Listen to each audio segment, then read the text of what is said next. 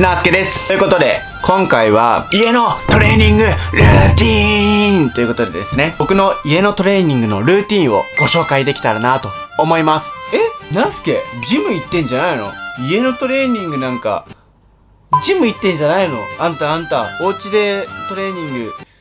ジム行って安心してください。僕ですね、雨が強かったり、風が強かったり、そういう時は家トレです。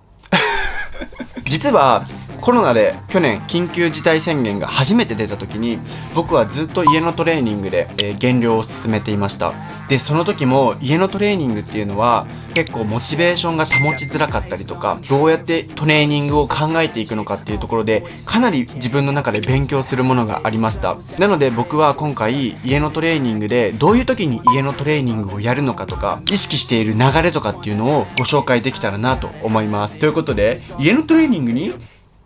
行きましょうということなんですが、やっぱりね、ジムに行ってない方っていうのは結構視聴者さんの中にいらっしゃるのかなと思います。家のトレーニングで頑張ろうっていう方、そういう方で、やっぱり家のトレーニングめんどくせえなっていう方結構いらっしゃると思うんですよ。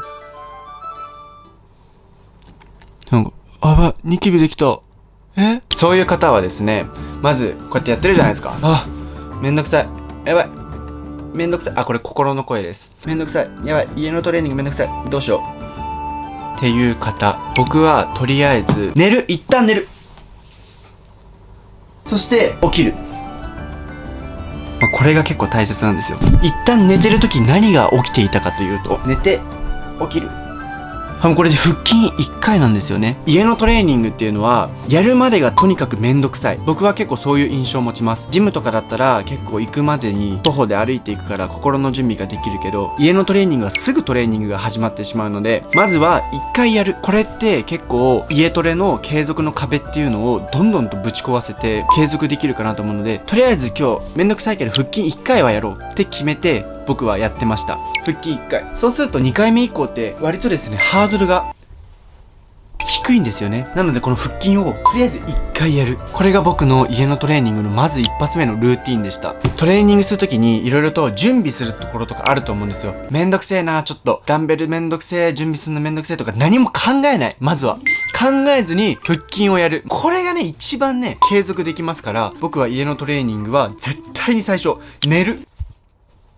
そして起きる。これをやってみてください。そしたらですね、次はもうやっぱりお水っていうのを絶対に飲んでください。めんどくさいけどお水をたくさん飲めば家のトレーニングでも代謝はガンガン上がります。最初ですね、胃袋がびっくりしちゃうかもしれないのでぬるま湯とかでも全然大丈夫です。ただ徐々にお水の温度を下げていく。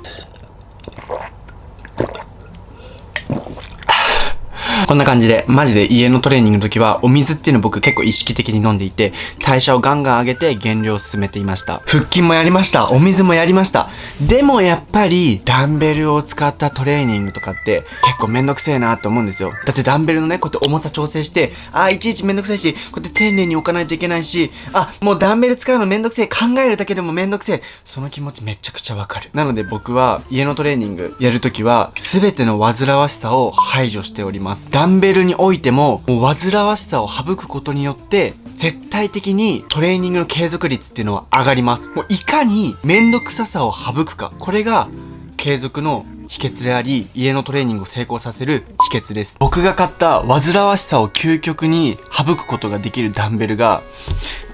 これです。なんか僕もダンベルを結構探してたんですけど、これノースディアっていうのかな、ノースディアっていうダンベルで、至って普通のダンベルじゃねみたいな、ちょっとメッキがあって、かっこいいだけのダンベルじゃねみたいな、そんな感じがするんですけども、これマジでこの小ささに結構洗練されてて、結構ね、めんどくささをね、省くことができるんですよ。で、まず一つ目、めんどくさくないポイント。ここのゴムがね、こうやって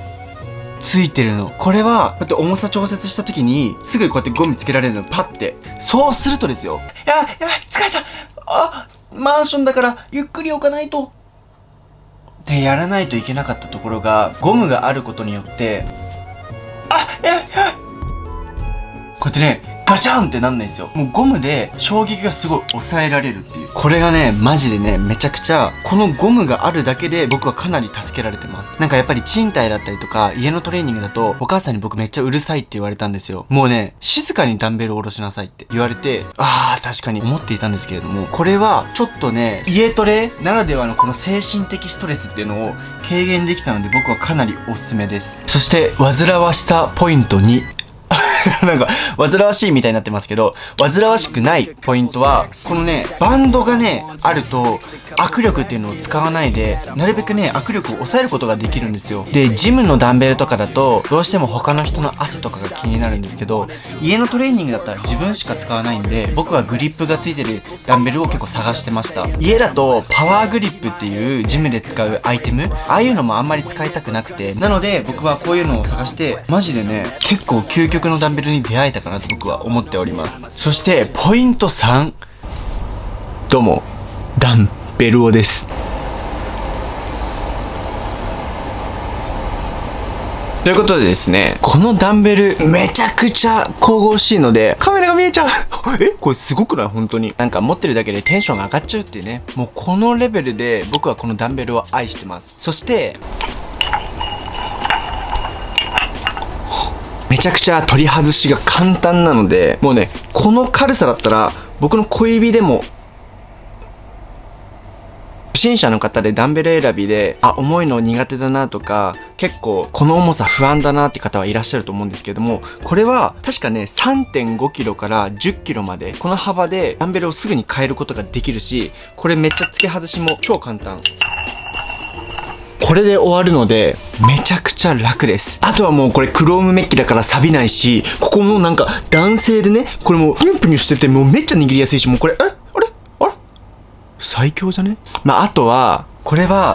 一番煩わしいところ。普通は取ってつけてこうやってグラグラグラグラグラって締めてっていうこの2段階のダンベルをつける作業があるんですけど、これ取るだけなんでめちゃくちゃ楽っていうのと、家のダンベルってよくもうちょっとでっかくて取り外しができるタイプが結構多いと思うんですけど、そのダンベルって結構ぐらつくんですよ。なんかガチャカチャカチャってなるんですよね。こうやってやってるとカチャカチャってなるんですけど、このダンベルは横にこうやってカチャってつけるようなタイプではなく、重り自体を取り外してそれで完結するタイプのダンベルなのでカチャカチャしない。だから可変のダンベルでカチャカチャしないタイプのダンベルって僕めちゃくちゃ嬉しくて、こうやってサイドレイズとかね、肩のトレーニングこうやってやるやつがあるんですよ。この時にカチャカチャするとめちゃくちゃストレスで、うわこれだったら家トレじゃなくてジムの方がいいなとかずっと思ってたんですけど、このダンベルにマジで救われたっていうね。これ結構救世主アイテムなのでちょっとご紹介させていただきました。僕も最近家トレで時間がない時とか、あとはいろんな場面で家トレをやる機会が増えたんですけど、これを買ってからマジで本当にこれ以外のダンベルも多分使えないなっていうレベルです。トレーニングが始まってしまえば